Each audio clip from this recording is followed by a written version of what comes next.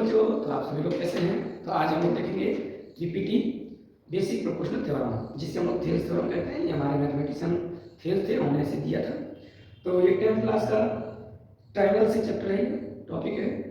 तो इसमें बच्चों को काफ़ी डाउट रहता है कि सर थेल्स थ्योरम को किस तरह से प्रूव किया जाता है। तो ठीक है, तो आप बेफिक्र रहिएगा, इस बार मैं बता दे रहा हूँ, आप कभी नहीं भूलोगे।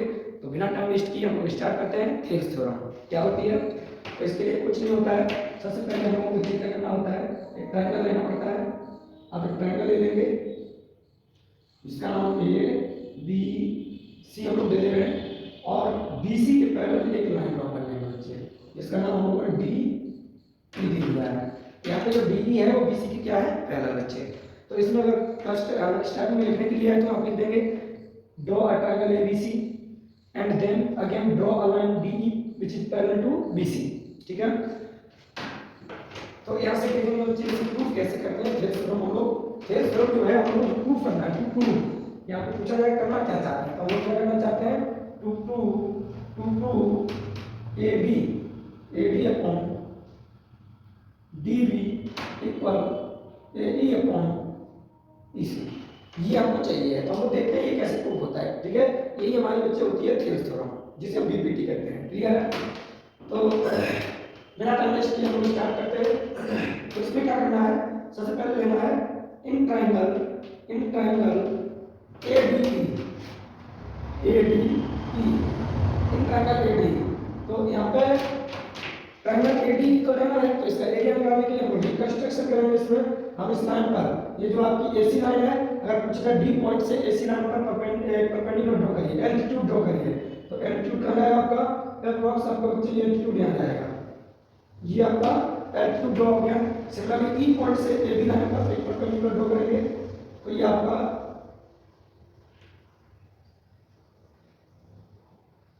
ये आ गया, ये आपका परपेंडिकुलर आ गया।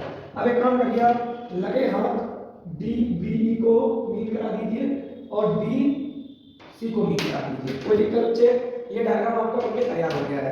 इसे पॉइंट दे दीजिए पी और इसे पॉइंट दे दीजिए बच्चे क्यू।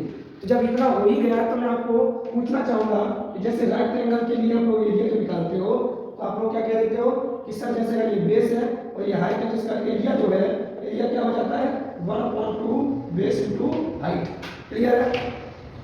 बट ये तो इस केस में सिमिलर है। इस केस की बात की जाए,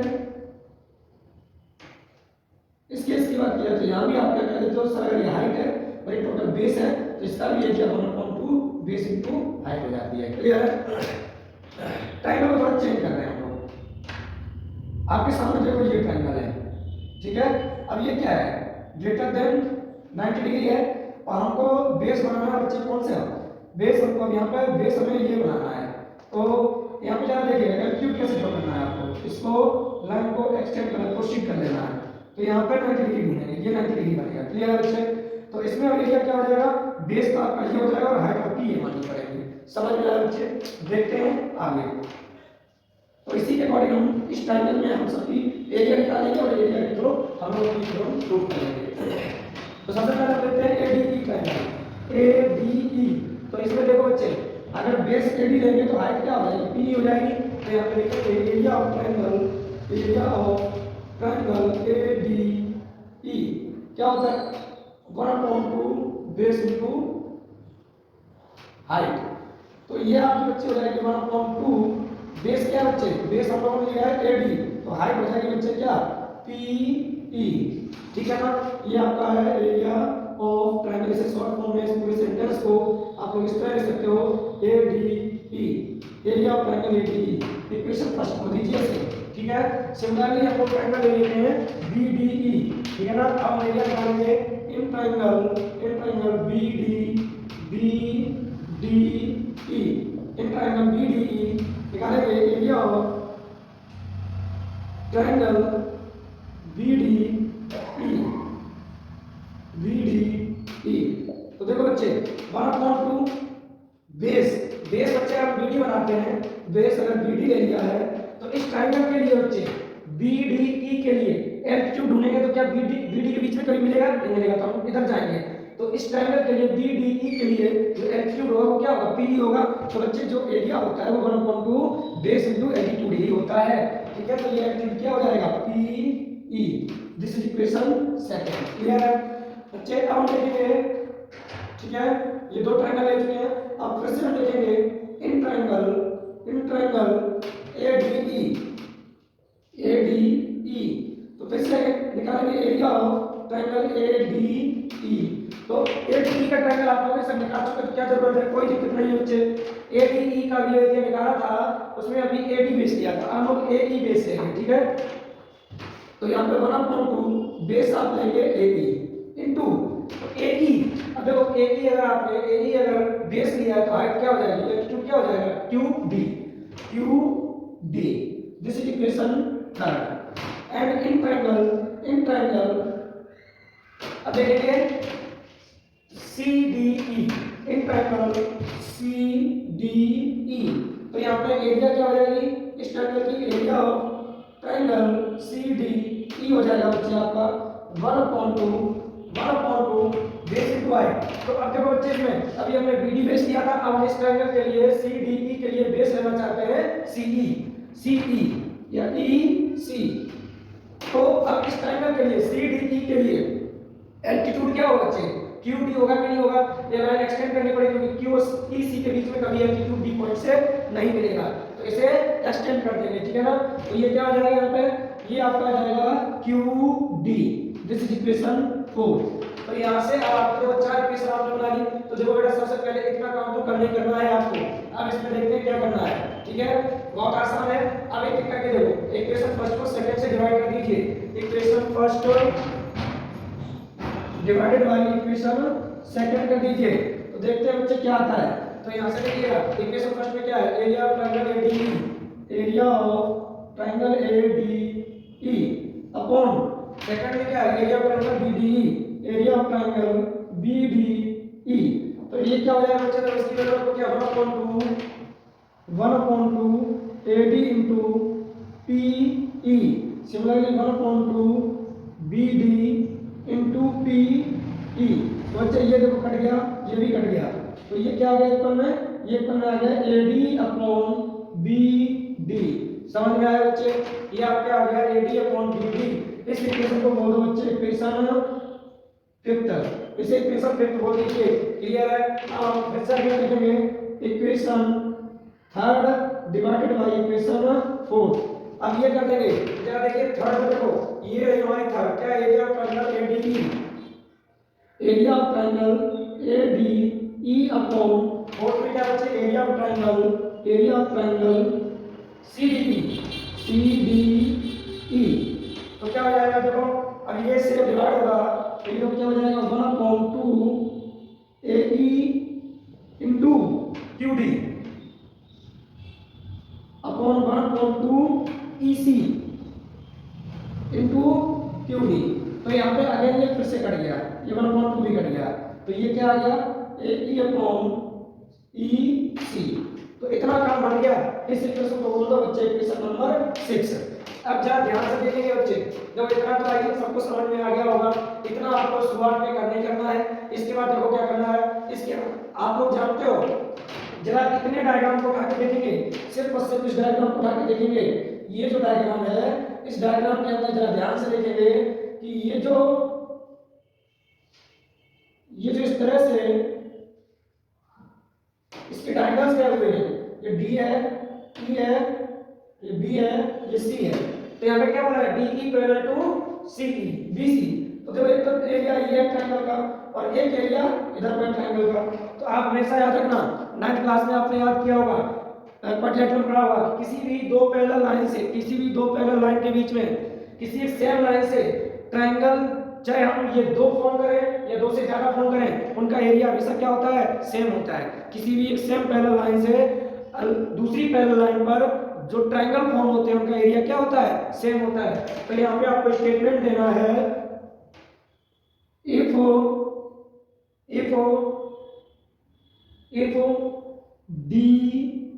DE parallel to BC, then क्या हो जाएगा देखो, area of triangle BDE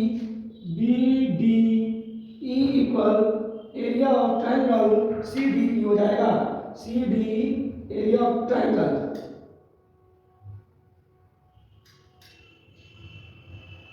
C D E हो जाएगा।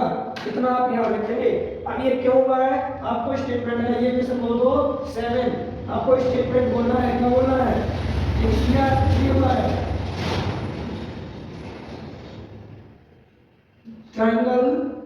triangles formed by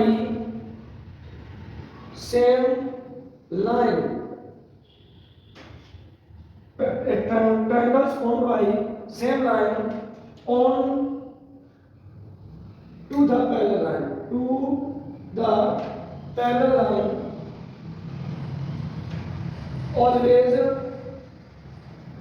equal। ये स्टेटमेंट आपको देना है। क्लियर है? तो बच्चे आई होप आपको समझ में आ रहा होगा। तो यहाँ से देखेंगे इतना स्टेटमेंट के बाद जरा सा बच्चे इतना नोट करिएगा इधर को, तो यहाँ तक नोट कर लीजिए जल्दी से, थोड़ा सा मुझे जरूरत पड़ेगी। वीडियो को रोक के नोट कर लीजिएगा, बहुत आसान है, कभी नहीं भूलोगे। अब जरा ध्यान से देखो, यहाँ पे देखेंगे ये जो आपका एरिया है, ये जो एरिया है जो BDE ट्रायंगल CDE का एरिया आ गया है। जरा ध्यान से देखेंगे, इस CDE की जगह BDE रख सकते हैं। तो यहाँ पे देखेंगे ये हम हटा दे रहे हैं, आपने वीडियो को रोक के नोट कर लिया होगा। यहाँ पे लिखेंगे फ्रॉम इक्वेशन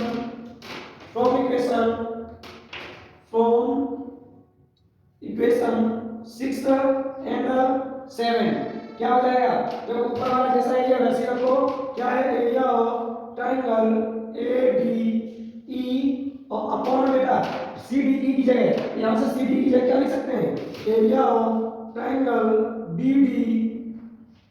क्या है BDE लिख सकते हैं। एक बार जो है वो लिख दीजिए AE अपॉन EC। अब जरा देखो बच्चे, इस इक्वेशन को देखो और फिफ्थ वाली को देखो, ये दोनों में सेम आ गया। इसका मतलब क्या है, इन दोनों का हम लोग क्या लिख सकते हैं, एक बार और है तो इक्वेशन बोल दो 8। इक्वेशन बनाने से हमारी एक स्टेप क्लियर रहती है और बोर्ड में नंबर पूरे के पूरे मिलते हैं बच्चे इससे। ध्यान रखना है, फ्रॉम इक्वेशन 7 एंड 8 क्या हो जाएगा आपका, देखो AD upon BD equal AD upon EC। तो बच्चे यही आपको प्रूफ करना था, यही आपको प्रूफ भी करना था। समझ में आया, भाइयों को आपको समझ में आ गया। तो यहाँ पे हमने क्या देखा कि अगर थेल्स थ्योरम की बात करते हैं,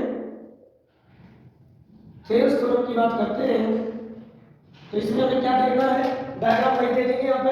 और अगर इसमें क्या है, if DE parallel to BC होता है, देन क्या हो जाएगा, AD upon BD equal AE upon EC। ये रेशियो हमेशा इक्वल रहेगा। तो आई होप आप लोगों को अच्छे से क्लियर हो गया होगा।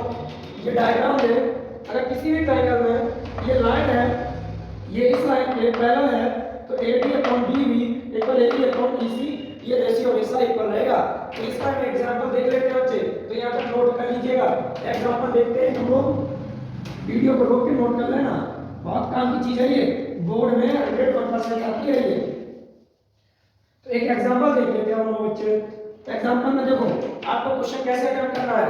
जैसे मान लीजिए अगर आपको दे रखा है इस तरह से एक ट्रायंगल दे रखा है, ये देखो ABC और ये लाइन आपको PQ से डिवाइड की गई है, और ये मान लो 2 दे रखा है, ये 3 दे रखा है, और ये मान लो आपको क्या मान है 4 दे रखा है, और ये पूछा जाए कि ये लेंथ क्या होगी। तो बहुत आसान है, और इसमें बोला जाएगा एग्जांपल गिवन रहेगा, आपको क्या गिवन रहेगा, PQ पैरेलल टू BC, ये आपको गिवन रहेगा। तो यहाँ पे आपको लिखना है by using थेल्स थ्योरम या by using PPT Thales theorem क्या हो जाएगा, AP upon PB equal AQ upon QC, ये हो जाएगा। ठीक है, तो यहाँ से देखो ये क्या होने वाला है, AP की वैल्यू 2 और PB की वैल्यू 3 इक्वल AQ की वैल्यू 4, और ये बच्चे आपको QC फाइंड करना है।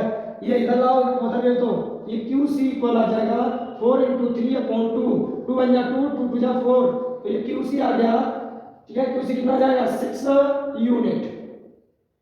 हमने यूनिट लिखी नहीं है तो आप समझ लीजिए। तो ये इसका एग्जांपल हो गया है। ठीक है बच्चे, तो वीडियो आपको अच्छा लगा होगा तो जल्दी से शेयर कर दीजिए, और भी मैं टॉपिक्स आगे लेके आऊंगा जो अभी बोर्ड में आने वाले हैं। धीरे धीरे करके मैं सारे टॉपिक लेके आने वाला हूं आपके सामने। नेक्स्ट वीडियो में आपको मिलेगा conversion theorem of BPT, conversion theorem of BPT next video मिलने वाला है। तो नेक्स्ट वीडियो को देखने के लिए तुरंत सब्सक्राइब कर दीजिए चैनल को और दोस्तों को शेयर भी कर दीजिए। तो आई होप आपको बीपीटी थ्योरम समझ में आ गई होगी। क्लियर बच्चे, शेयर कर दीजिएगा। मिलते हैं हम नेक्स्ट वीडियो में।